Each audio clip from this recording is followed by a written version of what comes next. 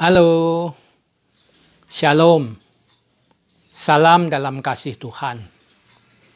Renungan harian pada hari ini, bacaan Alkitabnya diambil dari 1 Samuel pasal 22, ayat 1 dan 2. Demikian.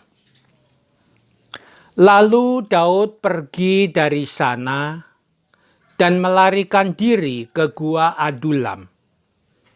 Ketika saudara-saudaranya dan seluruh keluarganya mendengar hal itu, pergilah mereka ke sana mendapatkan dia. Berhimpunlah juga kepadanya setiap orang yang dalam kesukaran, setiap orang yang dikejar-kejar tukang piutang, setiap orang yang sakit hati. Maka ia menjadi pemimpin mereka.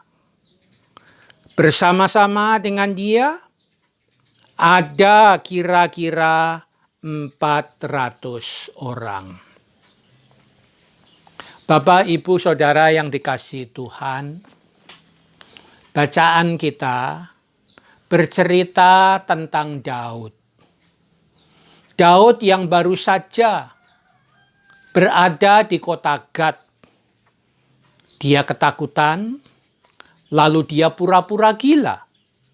Dia menggaruk-garuk pintu gerbang kota dan membiarkan ludahnya meleleh ke janggutnya. Daud yang waras itu, tapi pura-pura sakit, pura-pura gila.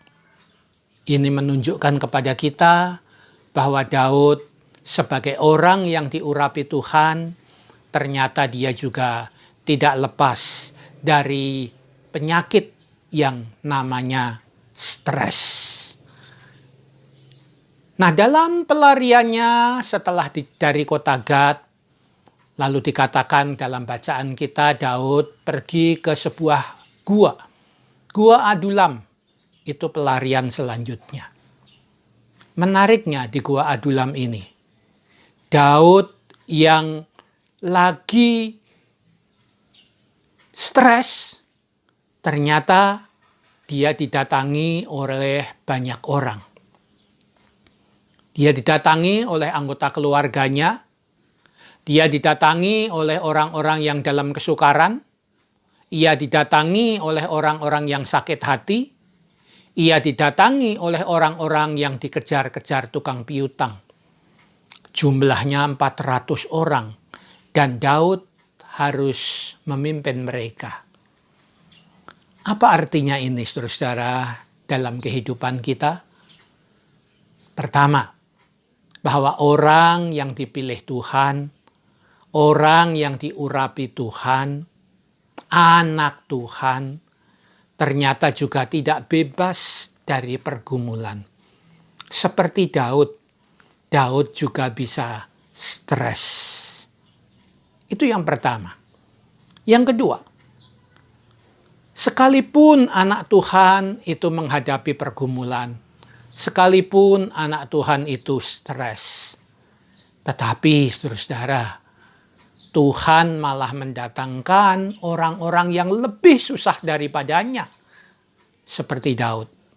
Didatangkan orang dalam kesukaran, orang sakit hati, orang yang dikejar tukang piutang. Dan Daud disuruh memimpin mereka. Artinya saudara-saudara, di tengah-tengah pergumulan hidup kita, masih banyak orang-orang lain yang pergumulannya lebih berat daripada kita.